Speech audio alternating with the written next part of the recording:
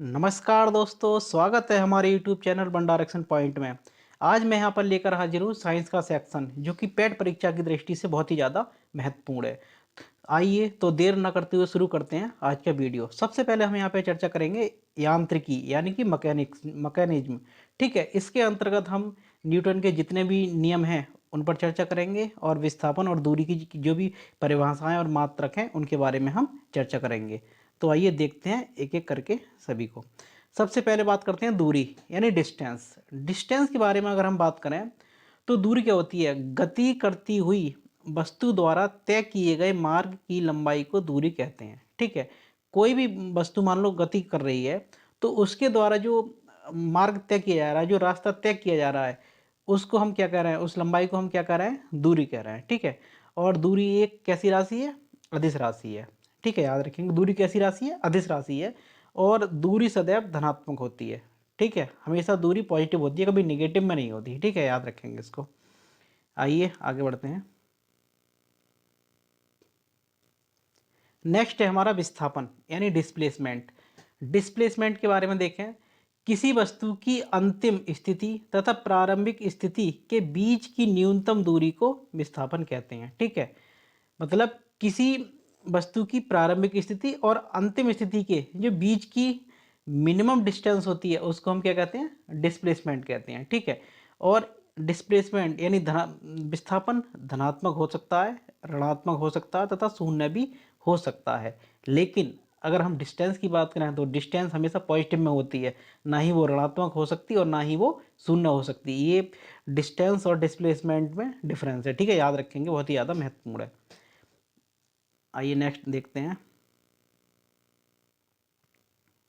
Next है हमारा चाल यानी स्पीड। स्पीड के बारे में देखें, इकाई समय में तय की गई दूरी के मान को क्या कहते हैं? चाल कहते हैं। मतलब यूनिट टाइम में जो डिस्टेंस कवर की जा रही है उसको हम क्या कह रहे हैं? स्पीड कह रहे हैं। ठीक है, और ये स्पीड है, ये अदिश राशि है। ठीक है, कैसी राशि है? अदिश राशि, जिसे हम स्केलर क्वांटिटी कहते हैं। ठीक है, नेक्स्ट है हमारा वेग। वेग यानी वेलोसिटी। वेलोसिटी क्या है? इकाई समय में किसी वस्तु द्वारा तय किया गया विस्थापन। ठीक है, यूनिट टाइम में, पर यूनिट टाइम में कवर किया गया जो डिस्प्लेसमेंट होता है उसे हम क्या कहते हैं? वेग यानी वेलोसिटी कहते हैं। और ये कैसी राशि है? ये एक सदिश राशि है। कैसी राशि है? सदिश राशि है। नेक्स्ट देखते हैं। हाँ, तो वेग कैसी राशि है? वेग सदिश राशि है। ठीक है, याद रखेंगे। ठीक है, नेक्स्ट है हमारा एसलेशन। एसलेशन बोले तो त्वरण। त्वरण क्या होता है कि वेग परिवर्तन की दर को क्या कहते हैं? त्वरण कहते हैं, एसलेशन कहते हैं। मतलब change of velocity, change in velocity क्या होता है? हमारा एसलेशन होता है। ठीक है, याद रखेंगे। नेक्स्ट देखते हैं। अगर हम एसलेशन की फॉर्मूले की बात करें तो एसलेशन का जो फॉर्मूला निकल कर आता है, ए बराबर B minus U upon T. ये कैसे फ्रेम किया गया है? तो यहाँ पे जो बी है वो फाइनल वेलोसिटी है और यू है वो इनिशियल वेलोसिटी है, और कितने, और जो टी है यहाँ पे वो क्या है? टाइम है। ठीक है, तो बी माइनस यू और कितने समय में वो कवर किया गया है वो उसको डिनोट कर रहे हैं हम टी से। तो यहाँ पे आ जाएगा A equal to B minus U upon T. ठीक है, ये धनात्मक व ऋणात्मक होता है। ठीक है, जो एसलेशन होता है वो धनात्मक और ऋणात्मक होता है। ठीक है, अगर जो ऋणात्मक होता है उसको हम रिटार्डेशन भी बोलते हैं। क्या बोलते हैं? रिटार्डेशन का नाम भी देते हैं। ठीक है, नेक्स्ट देखते हैं। नेक्स्ट है हमारा इक्वेशन ऑफ मोशन यानी गति की समीकरण। गति की तीन समीकरण होती हैं। पहली है b बराबर यू प्लस ए टी। ठीक है, b equal to U plus A T. Next है हमारा बी स्क्वायर बराबर U square plus two A S. ठीक है, और थर्ड है, तीसरी है एस बराबर U T plus half A T square. कई बार इसमें एकेडमिक में या कंपटीशन में भी न्यूमेरिकल पूछा जाता है। ठीक है, तो इसको याद रखेंगे। इनमें जो रिलेशन है यहाँ पे, जैसे वी है फाइनल वेलोसिटी है और यू इनिशियल वेलोसिटी है, ए एसलेशन है और टी क्या है? टाइम है। ठीक है, नेक्स्ट देखते हैं वृत्तीय गति। वृत्तीय गति बोले तो सर्कुलर मोशन। ठीक है, जब कोई वस्तु जब कोई वस्तु किसी वृत्ताकार मार्ग पर गति करती है, ठीक है, तो उस गति को हम क्या बोलते हैं? वृत्तीय गति कहते हैं और या सर्कुलर मोशन कहते हैं। नेक्स्ट देखते हैं। नेक्स्ट है हमारा, इसमें त्वरण की दिशा हमेशा केंद्र की ओर होती है। इसमें जो त्वरण की दिशा होती है वो किधर होती है, हमेशा केंद्र की ओर होती है। नेक्स्ट है हमारा कोणीय विस्थापन यानी एंगुलर डिस्प्लेसमेंट। ठीक है, एंगुलर डिस्प्लेसमेंट क्या होता है कि वृत्तीय गति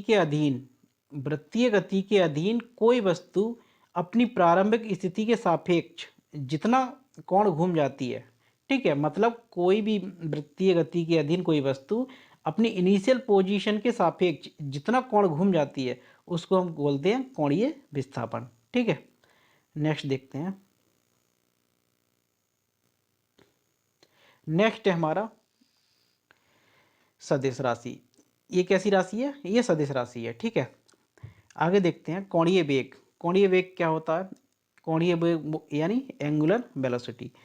घूर्णन कर रही वस्तु के कोणीय विस्थापन में समय के साथ परिवर्तन की दर को क्या बोलते हैं, कोणीय वेग बोलते हैं। ठीक है, मतलब कोई वस्तु जो घूर्णन कर रही है के कोणीय विस्थापन में समय के साथ मतलब टाइम के अकॉर्डिंग जो चेंज देखने को मिल रहा है उसको हम क्या कह रहे हैं, कोणीय वेग कह रहे हैं। ठीक है, इसका जो मात्रक यानी यूनिट होता है वो होता है रेडियन पर सेकंड। क्या होता है, रेडियन पर सेकंड बराबर होता है कोणीय वेग। नेक्स्ट देखेंगे।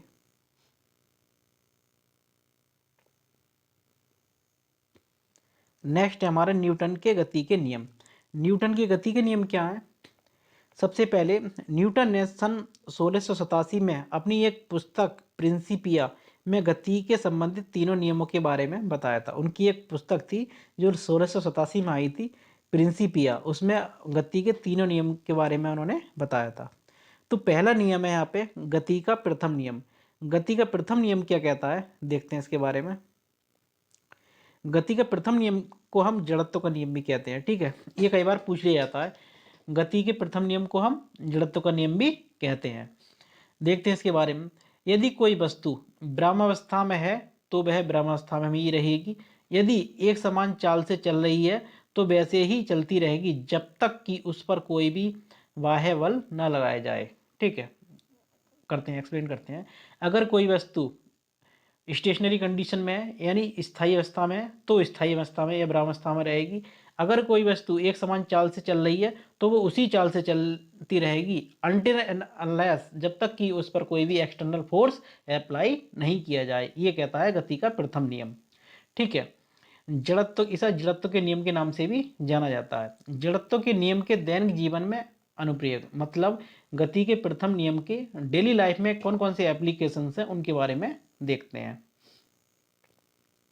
सबसे पहले है चलती हुई ट्रेन या बस से उतरने वाले व्यक्ति को थोड़ी दूरी तक उसी दिशा में दौड़ना पड़ता है। कहने का मतलब है कि जब भी कोई पैसेंजर चलती हुई ट्रेन या बस से उतरता है तो थोड़ी देर उसी डायरेक्शन में उसको दौड़ना पड़ता है ताकि बैलेंस बनाने के लिए। ठीक है, अगर रैंडमली वो वहाँ से मतलब जंप करेगा तो वो गिर जाएगा और चोट लगने की संभावना हो जाएगी। क्यों, इसका रीजन ये है कि जड़त्व का नियम है, क्योंकि ट्रेन तो है मोशन में और जैसे ही पैसेंजर जंप करेगा तो वो स्टेशनरी कंडीशन में आ जाएगा, तो दोनों के बीच का जो कोऑर्डिनेशन है वो बिगड़ जाएगा और वहाँ पे चोट लग जाएगी। ठीक है, नेक्स्ट है हमारा चलती गाड़ी में अचानक ब्रेक लगाने से बैठा हुआ व्यक्ति आगे की ओर झुकता है। ठीक है, ये भी जड़त्व के नियम पर आधारित है, यानी न्यूटन के प्रथम नियम का बहुत ही बड़ा बहुत अच्छा एग्जाम्पल है ये। ठीक है, इसमें क्या है कि चलती गाड़ी में अचानक ब्रेक लगाने से बैठा हुआ व्यक्ति आगे की ओर झुक जाता है। क्यों, क्योंकि ब्रेक लगाने से होता क्या कि जो व्यक्ति के लोअर हाफ बॉडी है वो तो बस के साथ या गाड़ी के साथ हमेशा मोशन में रहती है और अपर हाफ जो बॉडी है वो स्टेशनरी में रहने की कोशिश करती है। तो आधी बॉडी मोशन में जाने की कोशिश करती है और आधी बॉडी स्टेशनरी रहने की कोशिश करती है। इस तरह से दोनों में कोऑर्डिनेशन बिगड़ जाता है, इसलिए वो व्यक्ति आगे की ओर झुक जाता है। ठीक है, नेक्स्ट है हमारा तेज चलती गाड़ी के मुड़ने पर उसमें बैठा व्यक्ति गाड़ी के विपरीत मुड़ने की दिशा के विपरीत झुक जाता है। ठीक है, तेज कोई गाड़ी चल रही है और गाड़ी के मुड़ने पर उसमें जो बैठा व्यक्ति है मुड़ने की दिशा के विपरीत झुक जाता है। ठीक है, मतलब राइट अगर मुड़ रही है तो वो लेफ्ट झुक जाएगा। ठीक है, ये भी एक इसका जड़त्व के नियम का एग्जाम्पल है। नेक्स्ट है हमारा पेड़ की शाखाओं को जोर से हिलाने पर उस पर लगे फल टूट जाते हैं।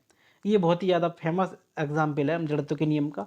इसका कारण क्या है कि जैसे ही हम स्टोन फेंकते हैं या पत्थर मारते हैं, ठीक है, तो जो फल होता है वो तो मोशन में आ जाता है, लेकिन जिस टहनी से वो अटैच होता है वो स्टेशनरी कंडीशन में होती है और दोनों का कोऑर्डिनेशन बिगड़ जाता है और फल टूट जाता है। ठीक है, नेक्स्ट देखते हैं हम। नेक्स्ट है हमारा संवेग यानी मोमेंटम। मोमेंटम के बारे में चर्चा करेंगे। किसी वस्तु के द्रव्यमान और वेग के गुणनफल को उस वस्तु का संवेग कहते हैं। ठीक है, mass into velocity. P equal to होता है mb। P बोलें तो मोमेंटम, m बोले तो मास और b बोलें तो वेलोसिटी। ठीक है, तो मास और वेलोसिटी के गुणनफल को हम क्या कहते हैं? मोमेंटम कहते हैं, याद रखेंगे इसको। नेक्स्ट है हमारा गति का द्वितीय नियम। ठीक है, गति का दूसरा नियम क्या कहता है कि किसी वस्तु के संवेग परिवर्तन की दर उस पर आरोपित असंतुलित बल के अनुक्रमानुपाती होती है। ठीक है, क्या होती है? अनुक्रमानुपाती होती है, यानी F बराबर ma। F इक्वल टू होता है फोर्स और m मास और a इक्वल टू है एक्सेलरेशन। ठीक है, नेक्स्ट देखते हैं। नेक्स्ट है हमारा अनुप्रयोग, मतलब इसके क्या क्या उदाहरण हैं, क्या क्या एप्लीकेशन है। तो क्षेत्र रक्षक जब तेजी से आती गेंद को कैच करता है तो वह अपने हाथों को गेंद की बेग की दिशा में पीछे की ओर करते हुए गेंद पकड़ता है। ठीक है, इसके पीछे का लॉजिक क्या है? जैसे कि इसकी डेफिनेशन बताती है कि किसी वस्तु के संवेग परिवर्तन की दर, किसी वस्तु के संवेग परिवर्तन की दर उस पर आरोपित असंतुलित बल के अनुक्रमानुपाती होती है। कहने का मतलब ये है कि जो संवेग परिवर्तन की दर अगर ज़्यादा होगी तो उस पर आरोपित असंतुलित बल है वो भी क्या होगा? ज़्यादा होगा। अगर संवेग परिवर्तन की दर कम होगी तो उस पर लगने वाला बल भी कम होगा। सेम कॉन्सेप्ट यहाँ पे यूज किया गया है, क्योंकि जब भी कैच आ रहा है, अगर प्लेयर हाथ को पीछे करने की क्या करता है? संवेग परिवर्तन की दर को कम करने की कोशिश करता है। जब संवेग परिवर्तन की दर कम होगी तो जो फोर्स है प्लेयर के हाथ में वो भी कम लगेगा और कैच भी नहीं छूटेगा और इससे चोट भी नहीं लगेगी। ठीक है, नेक्स्ट एग्जाम्पल है हमारा गाड़ियों में लगने वाले झटकों से बचने के लिए स्प्रिंग और शॉक एब्जॉर्बर लगाए जाते हैं। ठीक है, मतलब जो गाड़ियाँ चलती हैं तो ऊपर रोड होते हैं तो उससे झटके लगते हैं, तो उससे बचने के लिए, उसको एब्जॉर्ब करने के लिए स्प्रिंग और शॉक एब्जॉर्बर का इस्तेमाल किया जाता है। ठीक है, नेक्स्ट देखते हैं। नेक्स्ट है हमारा गति का तृतीय नियम, यानी क्रिया प्रतिक्रिया का नियम भी बोलते हैं। एक्शन रिएक्शन का नियम भी इसको बोलते हैं। मतलब जितनी एक्शन होगा उसके अपोजिट डायरेक्शन में उतना ही रिएक्शन होता है।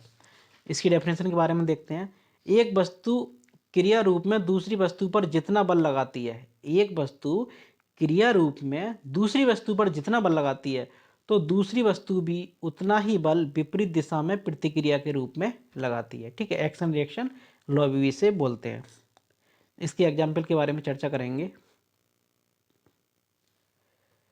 इसका अनुप्रयोग यानी एप्लीकेशन।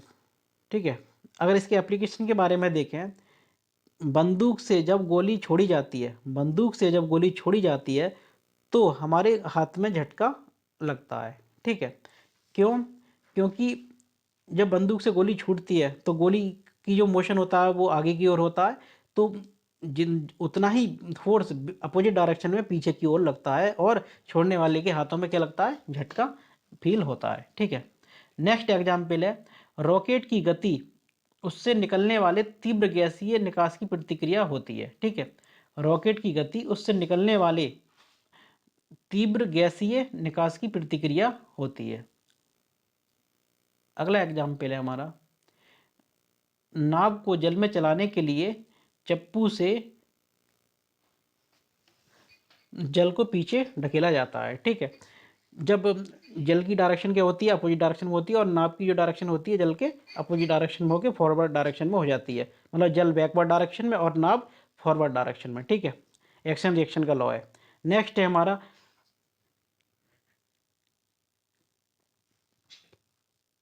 हम अपने भार का जो अनुभव करते हैं, हम अपने भार का जो अनुभव करते हैं वह भी प्रतिक्रिया बल का उदाहरण है। ठीक है, नेक्स्ट एग्जाम्पल देखते हैं। नेक्स्ट कॉन्सेप्ट है हमारा संवेग संरक्षण का सिद्धांत। ठीक है, संवेग संरक्षण के सिद्धांत के बारे में बात करेंगे। आइए देखते हैं नेक्स्ट।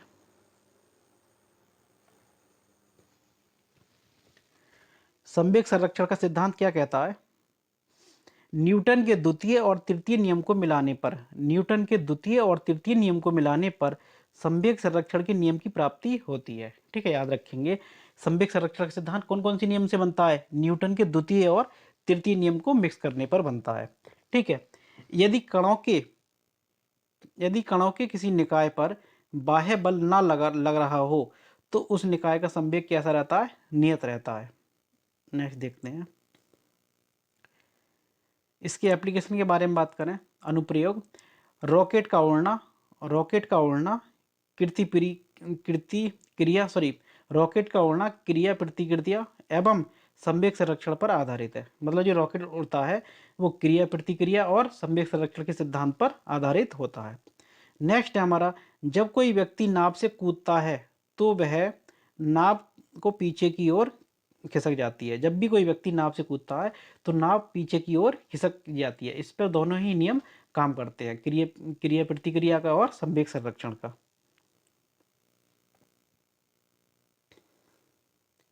नेक्स्ट है हमारा अभिकेंद्रीय बल यानी सेंट्रीपिटल फोर्स। इसके बारे में देखेंगे। वृत्तीय पथ पर गति करने वाले कण पर एक बल कार्य करता है। मतलब वृत्तीय पथ पर गति करने वाले कण पर एक बल कार्य करता है जिसकी दिशा सदैव बल के केंद्र की ओर होती है। जिसकी डायरेक्शन किधर होती है? केंद्र की ओर होती है। और F बराबर होता है mv²/r। m क्या है? यहाँ पे मास है, और b वेलोसिटी है, और r क्या है? रेडियस है, और F क्या है? फोर्स है। आइए नेक्स्ट देखते हैं। नेक्स्ट है इसके अनुप्रयोग। कार मुड़ते समय सड़क और टायरों के बीच लगने वाला घर्षण बल अभिकेंद्रीय बल से प्राप्त होता है। मतलब कार मुड़ते समय सड़क और टायर के बीच जो भी फ्रिक्शन लग रहा है वो अभिकेंद्रीय बल से प्राप्त होता है। अगला एग्जाम्पल है इसका। ग्रहों को सूर्य के परिक्रमण के लिए आवश्यक अभिकेंद्रीय बल गुरुत्वाकर्षण बल से प्राप्त होता है। कहाँ से प्राप्त होता है? गुरुत्वाकर्षण बल से प्राप्त होता है। नेक्स्ट देखेंगे इसके एप्लीकेशन अनुप्रयोग। कार मुड़ने के लिए आवश्यक अभिकेंद्रीय बल सड़क और टायरों के बीच लगने वाले घर्षण बल से प्राप्त होता है। और अगला है ये रिपीट हो गया है। ग्रहों को सूर्य का परिक्रमण करने के लिए आवश्यक अभिकेंद्रीय बल गुरुत्वाकर्षण बल से प्राप्त होता है। ये दो एग्जाम्पल रिपीट हो गए हैं, कोई बात नहीं, आगे देखते हैं। नेक्स्ट है हमारा अपकेंद्रीय बल यानी सेंट्रीफ्यूगल फोर्स। अभी ऊपर हमने बात की थी सेंट्रीपिटल फोर्स। अब ठीक है, अभिकेंद्रीय बल, और अब बात कर रहे हैं हम अपकेंद्रीय बल। ठीक है, अपकेंद्रीय बल क्या होता है कि न्यूटन के तृतीय नियम के अनुसार अभिकेंद्रीय बल इसके विपरीत दिशा अर्थात केंद्र से बाहर की ओर लगता है। ठीक है, ये मिस्टेक हो गई है, क्या है? अपकेंद्रीय बल है। क्या है ये? अपकेंद्रीय बल। न्यूटन के तृतीय नियम के अनुसार अपकेंद्रीय बल इसके विपरीत दिशा अर्थात केंद्र से बाहर की ओर लगता है। इस प्रतिक्रिया को अपकेंद्रीय बल कहते हैं। ठीक है, और इसे छद्म बल भी कहते हैं। दूसरा नाम क्या है इसका? छद्म बल यानी सूडो फोर्स। ठीक है, याद रखेंगे इसको, सेंट्रीफ्यूगल फोर्स या सूडो फोर्स। आइए आगे देखते हैं। आगे हैं इसके एग्जाम्पल। इसके उदाहरण की बात करें तो बहुत ही ज़्यादा फेमस एग्जाम्पल है और पुरानी परीक्षाओं में कई बार रिपीट हुआ है। ठीक है, दूध से मक्खन निकालने वाली मशीन तथा वॉशिंग मशीन अपकेंद्रीय बल के सिद्धांत पर कार्य करते हैं। ये दोनों ही एग्जाम्पल पुरानी परीक्षाओं में कई बार रिपीट हुए हैं। ठीक है, चाहे वो पीसीएस का एग्जाम हो या आरओ का हो या और भी कोई वनडे एग्जाम हो, कई बार पूछा गया है कि वॉशिंग मशीन किस सिद्धांत पर कार्य करती है और दूध से मक्खन निकालने के लिए कौन सा बल कार्य करता है। ठीक है, याद रखेंगे इसको। तो कौन सा बल है? अपकेंद्रीय बल है। नेक्स्ट है हमारा बलाघूर्ण। ठीक है, यानी मोमेंट इनर्शिया। ठीक है, मोमेंट इनर्शिया क्या होता है? इनर्शिया जब किसी पिंड को कोई बाह्य बल किसी अक्ष के परितः घुमाने का प्रयास करता है। जब किसी पिंड को कोई भी एक्सटर्नल फोर्स अपने अक्ष के परितः घुमाने का प्रयास करता है तो इस प्रकार के बल को हम बलाघूर्ण कहते हैं। ठीक है, याद रखें इसकी डेफिनेशन को। बल आघूर्ण बराबर होता है F इंटू एल, यानी फोर्स इंटू लेंथ, डिस्टेंस। ठीक है, मात्रक होता है न्यूटन इंटू मीटर। क्या होता है? मात्रक न्यूटन इंटू मीटर। अगर इसके उदाहरण की बात करें, रिंच द्वारा नट बोल्ट को आसानी से घुमाया जा सकता है। जो रिंच होती है, रिंच के द्वारा नट बोल्ट को आसानी से घुमाया जा सकता है। अगला एग्जाम्पल है, हैंड पंप के हत्थे को लंबा रखना ताकि हैंड पंप चलाने में आसानी हो। अगर हैंड पंप का जो हत्था है वो लंबा होगा तो उसको चलाने में आसानी होगी। ठीक है,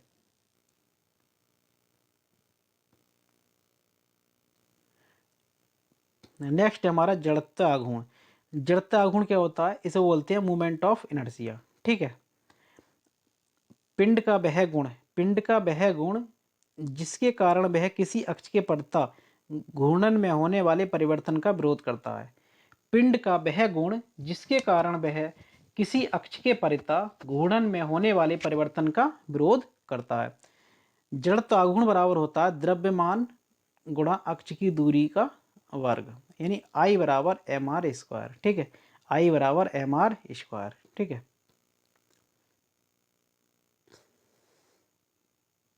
नेक्स्ट इसके उदाहरण के बारे में देखेंगे। रस्सी पर करतब दिखाने वाला जिसे हम एक्रोबॉट बोलते हैं। ठीक है, क्या बोलते हैं? एक्रोबॉट। नट रस्सी पर संतुलन बनाए रखने के लिए एक लाठी का प्रयोग करता है।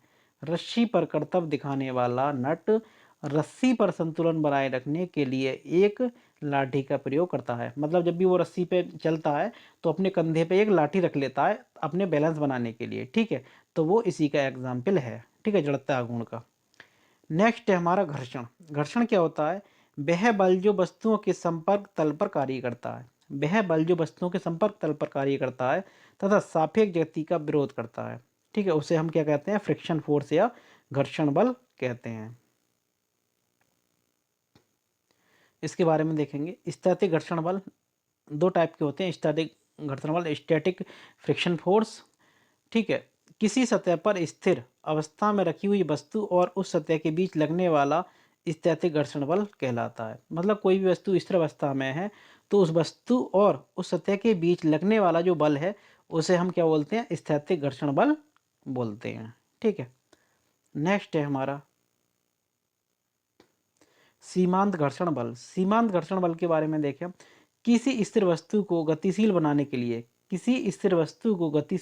के लिए जैसे आरोपित बल का मान बढ़ाते हैं, स्थैतिक घर्षण बल का मान भी बढ़ता जाता है, परंतु एक सीमा के बाद स्थैतिक घर्षण बल का मान नहीं बढ़ता। ठीक है, एक सीमा के बाद स्थैतिक घर्षण बल का मान नहीं बढ़ता।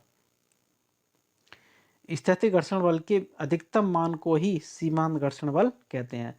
मतलब जो स्टैटिक फ्रिक्शन फोर्स है उसका जो मैक्सिमम वैल्यू है उसी को ही हम क्या बोलते हैं? मार्जिनल फ्रिक्शन फोर्स कहते हैं, यानी सीमांत घर्षण बल कहते हैं। घर्षण बल के बहुत सारे उदाहरण हैं। घर्षण बल के कारण ही हम पृथ्वी पर चल पाते हैं। घर्षण बल के कारण ही सड़क पर जो जितने व्हीकल्स हैं वो दौड़ते हैं। अगर घर्षण नहीं होता तो वो स्लिप हो जाते हैं। ठीक है, जैसे आपने देखा होगा कहीं भी चिकनी सतह पर कहीं जब हम लुब्रिकेंट या ऑयल स्प्रेड कर देते हैं तो उस पर चलना मुश्किल होता है। ठीक है, क्योंकि उससे क्या होता है कि मनुष्य के पैर और जो सतह है उसके बीच जो फ्रिक्शन है वो जीरो हो जाता है। ठीक है, जब फ्रिक्शन जीरो हो जाता है तो मनुष्य तुरंत उस पर स्लिप हो जाता है। ठीक है, इसलिए अगर घर्षण नहीं होता तो हम इस पृथ्वी पर चल नहीं पाते। ये इसका बहुत ही ज़्यादा फेमस एग्जाम्पल है। तो फ्रेंड्स, ये थी हमारी साइंस की वीडियो जो कि पेट परीक्षा की दृष्टि से बहुत ही ज़्यादा इम्पोर्टेंट है। अगर आपको हमारा वीडियो पसंद आया हो तो इसे लाइक करें, शेयर करें, साथ ही बेल आइकन को भी प्रेस कर लें, और साथ ही अगर आप हमारे चैनल पर पहली बार हैं तो चैनल को सब्सक्राइब कर लें। तक ठीक है, धन्यवाद।